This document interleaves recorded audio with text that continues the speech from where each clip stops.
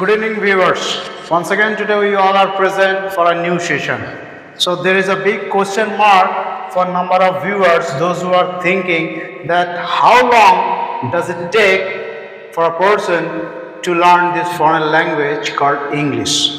So today on this note, today we are going to share our valuable opinions and rest of the things we are going to leave upon all the viewers. Let's see what you all are thinking on this note. So exactly today we are going to talk on an average, how long does it take for a member, for a candidate, for a student, for a rookie to grab this language? There is no clear-cut opinion here possible actually, because it depends on the individual concerned. It varies from person to person. Say someone is highly intelligent and hardworking. I don't think that it will take him or her a long time to learn English because that student is ready to, that is a go-getting mindset. You know, if you have a go-getting mindset, then within a very short span of time, you may be successful in learning English. But still, the question remains, on average, how long does it take an individual to pick up the working knowledge of English? That's is someone question. Like that person need to grease his or her elbows? Obviously, there is no alternative to hard work. Okay, no substitute. So you have to work hard in order to learn something. But here I can tell you, my dear viewers, don't be very nervous, okay? I'm not going to impose a burden upon you now. I shall tell you rather that it is possible for you, if you are a beginner, it is possible for you to have working knowledge of English within 50 hours only. Invest 50 valuable quality hours in learning English, and at the end of these 50 hours, you are a successful speaker. But if you expect that you will become your speaker as good as a native speaker, then perhaps you are wrong. I don't mean that. I mean, you will be able to communicate your ideas to others in English. That's called working knowledge, and that is possible within 50 hours only. I think the question, yes, of course, exactly, peeps in your mind, how? Yes. Okay, so once again I have to draw on my own experience. For 34 years I have been in this profession of teaching English. So I have got different types of experience. So using my experience, I can tell you that it should not take you more than 50 hours to learn this. Why I am saying so, there is a reason, of course, because at our school, ours is a Bengali medium school, and I'm a teacher of English, so we organized workshops there, and the workshops lasted for 50 hours, 10 days at a stretch, 5 hours every day. So 5 into 10, 50 hours. Not 50 hours at a stretch, but every day the class was held for 5 hours, and after 10 days, the students who had participated in the workshop were tested by some disinterested people. Disinterested in the sense they don't have anything to do with that particular group, or they have no interest involved. So their judgment is expected to be fair. And so they tested the participants, and they certified that yes, almost I'm saying, because 1 or 2 were there who were not able to express themselves fully well, but mostly the participants were able to express themselves in English after this 50 hours workshop. Okay, as you have shared the experience of the workshop over here, I am very much interested to know the numbers. The number at the very beginning of the first day, very beginning of the workshop, whatever the number was, on the last day or the final day the number was equally, or is there any fluctuation? No. Yes, he's right there. There were dropouts. So on the first day of the workshop, there were about 100 participants. And I myself was gobsmacked, not only surprised, I was not only astonished, I was gobsmacked that 100 participants were there for that particular workshop that was held during the Puja vacation. I just started the class on the first day. Gradually, he is obviously very right, he has that idea. And after the 5th day, I saw there were about 60 participants only. 40 had already dropped out.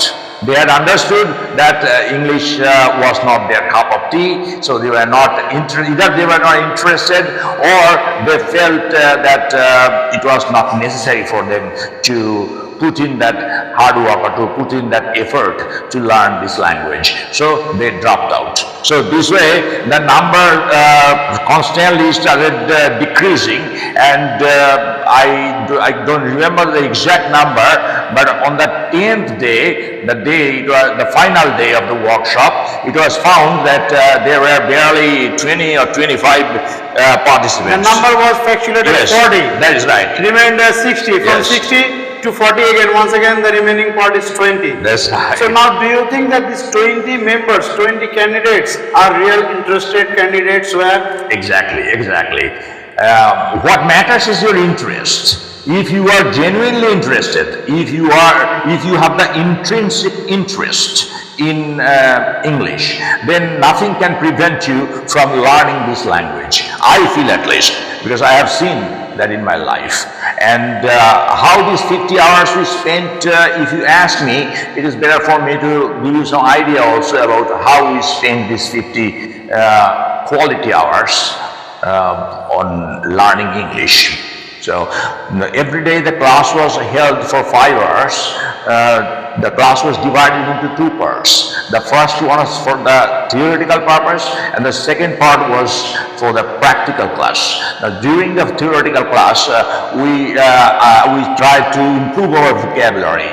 As a trainer, it was my responsibility to help the students with a very informal vocabulary. Informal, I'm saying, for one reason only, because it was a workshop for spoken English only, and you know very well that when we speak, we generally use informal words, but when it comes to writing, you are supposed to use all the formal words.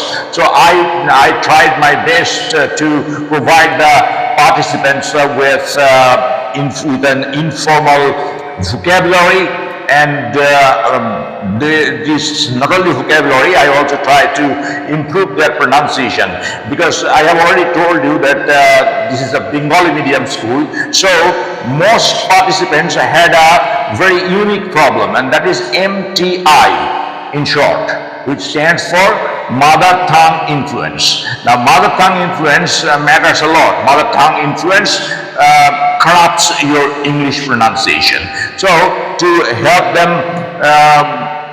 improve their pronunciation, we used to I personally used to give them certain tips. For example, if you see after N there is D or there is T, don't pronounce that D or T very prominently. For example, HAND. Don't say hand, but make it soft. Say hand. Give me your hand. Show me your hand. Would you like to shake hands with me? Don't say, would you like to shake hands with me? Don't speak in this manner. I just try to help them out this way. And some of the students were very prompt to learn this. And the first part, as I have told you, that vocabulary, after the vocabulary, we used to play some vocabulary games as well in order to remember words. Say that these 40 students were divided into 4 groups, each group consisting of 10 members. Now, between groups, there used to be the game of playing upon words. Say, one particular team, one member of the team gave a word, and the other members of the opposing team were supposed to form another word with the last letter of the word given by the previous team. So this way the game continued, and it was possible for the students as a result to cultivate their memory also. They didn't very easily forget those words because of this game only. They were so interested in participating in the vocabulary game that they used to learn different words from other sources as well, not only from that workshop. And in the first part, not only vocabulary, a little bit of grammar also we learned. Especially I told my dear students, my dear participants, to learn a few chapters, like the tense sequence, very important for spoken English as well as written English. Preposition. I just asked them to learn a bit of preposition only because without or because of the prepositional mistakes, the meaning of a certain sentence may get changed. For that reason, I advised them to learn prepositions. So these were a few chapters only. And the second part, we used to have a practical class. During the practical class, we used to have different drills. Say one day we had a debate, and there was a subject matter proposed by one of the participants, and that subject matter was debated by two groups, and I as a trainer was rather a facilitator only and nothing else, not a trainer exactly. So I used to encourage them by awarding them grades on the basis of their performance. And one particular day, just one day debate, next day group discussion, then after that we had a play day, in the sense drama day we called it. That is, the students themselves chose a particular story, selected a storyline, and then one of the students dramatized that story, or a few students together dramatized the storyline, and then one of them played the role of the director and cast different other participants in different roles according to the storyline.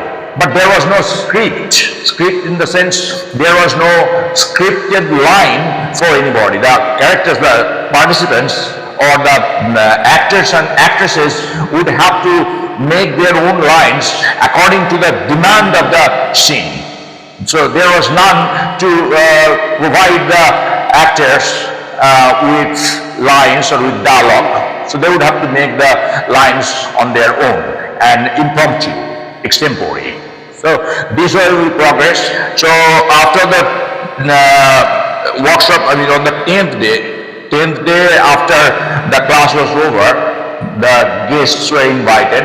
They came and they attended a small function was held, a small program was held. There the students, the participants, staged a play, and they surprised the guests, of course, because the guests had attended the workshop on the first day, and the guests had seen that the participants who were taking part in the workshop were mostly unable to speak English. They were very poor, very weak in English. And on the 10th day, when they saw that those students were speaking English, then those guests really were very happy, and they were a bit surprised as well. So I have told today at the beginning of this video session that it takes you only 50 hours to have the working knowledge of English. And I'm saying this because I have the evidence, because the headmaster of our school at the time, I'm not taking his name, of course. So the headmaster, I just challenged. I'm not bragging of my teaching ability, my dear friends. Don't misunderstand me. I'm rather willing to tell you that the students have this potential. Only the trainer has to show them that they have the potential. And once they realize that they have the potential, they can learn. So it is not the credit of the teacher. So I just told the headmaster that in 50 hours I can help the students to speak English even in our school. Then he was a little astonished and he accepted the challenge and he himself organized the workshop and told me, okay, all right. On the first day he himself was present even to see the progress, and he saw that the students were fumbling, they were faltering, they were not able to express themselves in English. Very naturally, they were the students of the Bengali medium school. And on the 10th day, when he saw with the guests that the students, our school students, were able to participate in a play, mostly without scripted lines for them, he was very happy. He, as a headmaster, was very pleased. He embraced the students and he gave them their due credit. But I am once again telling you, the credit I should not claim, because it was entirely the students' credit, it was entirely the capacity or capability of the students, and this capability only was lying hidden. So it was to be shown to the students that you are capable, run. Once they know that they are not crippled, they can learn, they can run even, they will start running, and then you can't prevent them from running. They will run so very fast. You understand? Yes. So over here, only one phrase I can remember, the way the students or the candidates were the interest in this particular language. So there only one proverb goes, where is a will, there is a way. That's right, exactly. So for that reason, I am very much interested to know another one thing as the workshop was going on. So during these 2 days, as they were getting number of informal words, informal information related, English related the sentences, is it at all possible for them to accumulate? It is at all possible for them to be flexible? Just because we should not forget this foreign language is based on the 5 pillars. So those 5 pillars, they can be adjusted with this. Now, initially, if you expect everything from the students from these 50 hours, then I think that we shall be wrong somewhere. We should not expect this way. We should see first where they were, and after 50 hours where they are. This gap, this difference, we should assess. We should just pay attention to. It is not that after 50 years they will be speaking English exactly like the native speakers. I don't mean that. It is impossible exactly. But if now many of them, of course, now many of them are very good speakers and they're well established in different spheres of the professional world. And I am in touch with some of them, and I know very well that they still remember the workshop, and that is their sweet memory. And ever since the time of that workshop, they have not looked back, or they have never fumbled for English, because English has become very easy to them. Today, many of those participants are able to speak English very fluently, very brilliantly well. Many of them have become teachers even. They teach English. So it is just my experience talking. I am not talking here because I have seen this and I have just presented my experience to you. This much. So once again, I have remembered another one proverb that without saying it is not possible for me to stop, rather to keep mum. Slow progress is 100 times better than no progress. That's right, exactly. So many of us, we feel that no, slow progress is not at all the beneficial, but we should not forget that slow progress always keeps us the energy to know something, to learn something. That's right. So today we have shared our opinions, so let's see what our viewers are going to share their opinions in the comment box. I don't know whether I have been able to encourage the beginners to some extent at least. If you are encouraged, please let me know. And if you need any sort of tip from me, please write a message to me, write a comment here in the comment box. I shall answer all your questions. You may ask any question you like. If you want any, say, any tip regarding any part of English, that may be pronunciation, maybe fluency, maybe vocabulary, maybe grammatical accuracy, or even overall presentation, I will try my best. See you again in the next session. Thank you very much. Bye-bye.